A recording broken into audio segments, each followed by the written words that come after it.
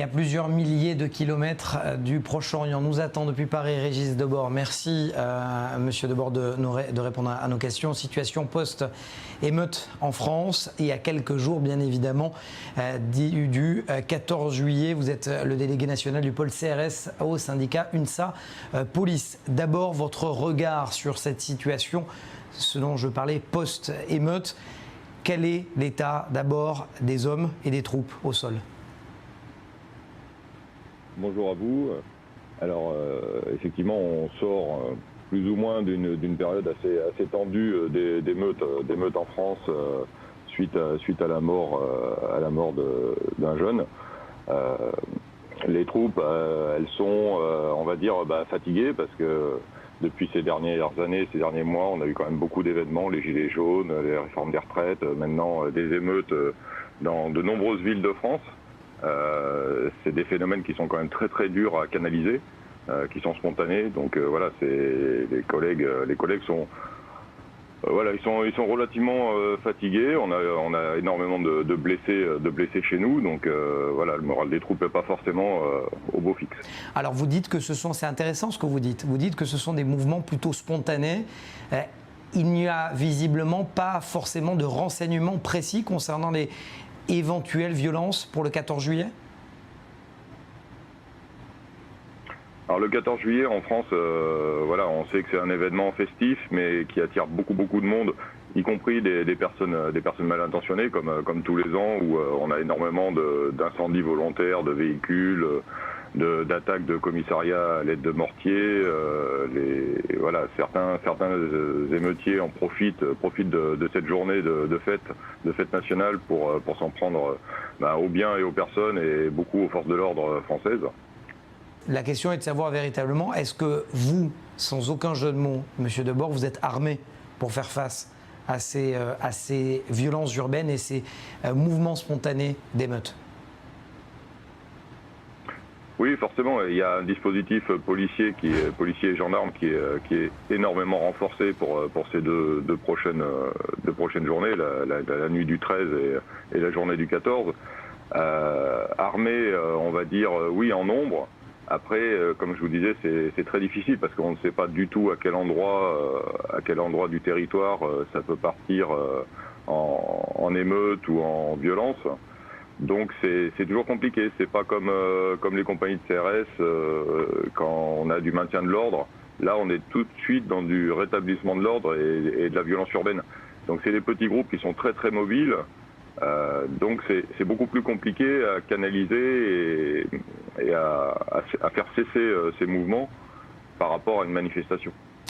On a l'impression véritablement qu'aujourd'hui, il y a une évolution de ces petits groupes justement dont vous parlez, c'est-à-dire que ça va beaucoup plus vite parce qu'il y a les réseaux sociaux, parce qu'ils se parlent sur des plateformes sociales comme TikTok, comme Snapchat. Quel est le rapport de force justement ? Est-ce que vous arrivez aussi de votre côté à suivre justement cette évolution ? C'est de plus en plus compliqué parce que avant ça se passait par bouche à oreille, voire SMS. Maintenant avec les réseaux sociaux, énormément de messageries sont cryptées. Donc on a des policiers qui travaillent dessus, mais c'est un travail de fourmi et forcément la délinquance évolue au rythme de l'évolution des technologies. Donc effectivement c'est assez compliqué. On l'a vu depuis plusieurs années. C'est pas spécifique aux émeutes de ces dernières semaines, enfin de ces derniers jours on va dire. Quand on avait des groupes de Black Bloc, effectivement par exemple sur des manifestations, ils se regroupaient grâce aux réseaux sociaux cryptés. Donc c'est effectivement très complexe. Après, on a quand même des services de police, d'investigation qui sont là pour essayer de contrer cette évolution de la délinquance. Vous disiez en préambule que les hommes sont fatigués parce que, eu égard justement à la multiplication de manifestations et surtout des émeutes et des heurts, qu'est-ce que vous avez à répondre justement à ceux qui dénoncent le travail qui n'est pas fait de la police israélienne, de la police française, pardon, ou alors plutôt des violences commises par les policiers français ? Alors des violences, il y a des violences, mais 99,9% du temps, elles sont légitimes. C'est ce qu'on appelle, nous, voilà, des violences légitimes, c'est-à-dire qu'on répond à une agression. Il faut savoir que sur une manifestation, par exemple, la doctrine française, c'est justement d'éviter ce contact qui, forcément, dès qu'il y a contact, fait qu'il peut y avoir des blessés de part et d'autre. C'est pas du tout le but de la technique du maintien de l'ordre. Sur le rétablissement de l'ordre, ça veut dire qu'on est déjà dans un système de désordre et de violence urbaine où, effectivement, il y a du contact. Et lorsqu'il y a du contact, les violences, si elles peuvent être commises, elles sont légitimes et elles sont en réponse à des agressions. Voilà, faut pas oublier les plus de 900, il me semble, blessés qu'on a eu ces derniers jours au sein des forces de l'ordre. Au niveau des émeutiers, il ne me semble pas qu'il y ait eu énormément de blessés. En tout cas, ils ne sont pas déclarés. Pourquoi je vous parlais, ça sera l'une de mes dernières questions, j'ai fait un lapsus de la police israélienne parce qu'effectivement en ce moment en Israël il y a énormément de manifestations, énormément de contacts, justement ce dont vous parlez, puisque ce sont des groupes qui bloquent la circulation des autoroutes.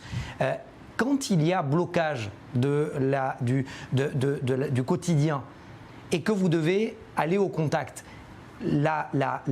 véritablement, le travail des policiers est extrêmement compliqué. Quel est justement, pour vous, l'équilibre entre contact et maintien de l'ordre ?